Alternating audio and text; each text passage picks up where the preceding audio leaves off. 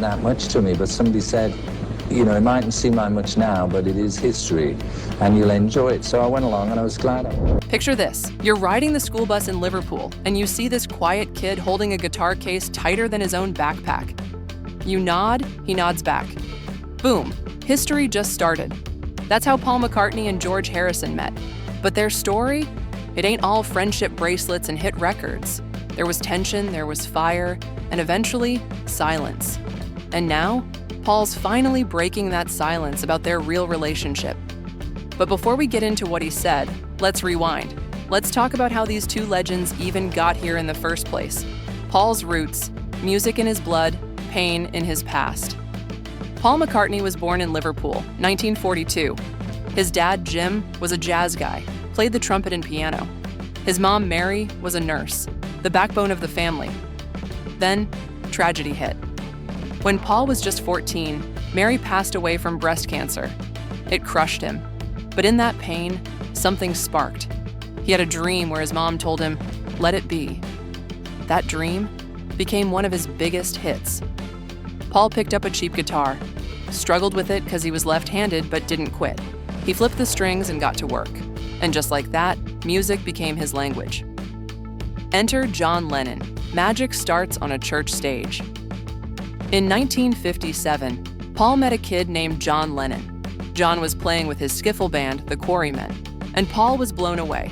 They got introduced, started vibing over their love for Elvis and Buddy Holly, and the rest is straight-up music history.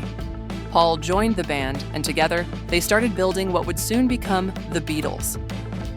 George Harrison, the quiet kid, with fire in his fingers. George Harrison was born a year after Paul in 1943, also in Liverpool. His mom supported his love for music from day one. By the time he was 14, George had already formed a small band with his brother. And when he heard Elvis's Heartbreak Hotel playing on a neighbor's radio, something in him shifted. George got his first guitar, learned how to play by watching and listening. No lessons, no big help, just hunger. His style was clean, precise, and emotional. Paul saw that. When the Quarrymen needed another guitarist, Paul pushed John to give George a shot. Legend has it George auditioned on a bus, playing raunchy perfectly. That sealed it. He was in. Brotherhood, then tension. At first, it was all love. George looked up to Paul like an older brother. They rode the bus to school, jammed together, shared records, and dreamed big. When George got married in 1966, Paul was his best man, the only Beatle at the wedding. But as the years passed, things shifted. See, Paul was always the guy with the ideas. He was focused, driven, and, let's be honest, kind of bossy in the studio. When they were making Sgt. Pepper, Magical Mystery Tour, and beyond, Paul started calling more of the shots. And George, he started feeling sidelined, like the little brother no one listens to. India trip, different paths, same band. In 1968, the Beatles went to India. George was deep into meditation, Eastern philosophy, all of it. But Paul? He was thinking about the next album. When Paul tried to talk business, George basically shut him down. We're not here to talk music. We're here to find peace. They were drifting. Paul versus George. Creative clashes. George started writing more. Songs like While My Guitar Gently Weeps, Here Comes the Sun, and Something were undeniable. But Paul and John still dominated the spotlight. In Abbey Road, George dropped heat, real timeless classics. And suddenly, fans and critics alike were saying, "Yo, George might be the best songwriter in the band now." But Paul, he didn't always see it that way. One conversation from back in the day captured it perfectly. Paul told John, "This year, George's songs are finally as good as ours."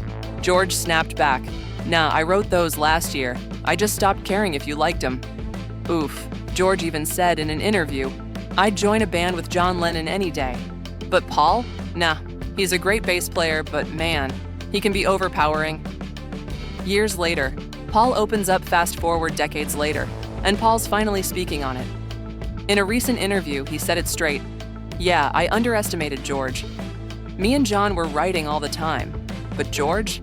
He was a late bloomer, and when he bloomed, man, he wrote some of the greatest songs ever. No ego, no shade, just respect." After the Beatles, healing kind of. In 1994, long after the Beatles split, Paul, George, and Ringo got together to work on some of John's old demos. They called themselves the Threedles. It wasn't exactly a reunion, but it was a moment. And by then, George wasn't the shy kid anymore. He was assertive, confident, and clear on what he wanted. That session showed they still had a bond. Fractured, but real. Legacy and love. Paul's finally giving George his flowers. And it's not just lip service. He's gone on record saying, "Here Comes the Sun" is one of the best songs the Beatles ever made. And every time Paul performs it now, it's not just for the fans, it's for George.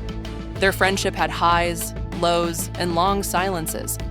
But underneath it all, mutual respect, brotherhood, history. Because Paul and George weren't just bandmates. They were boys on a school bus who grew up and changed the world, with guitars in their hands and music in their hearts.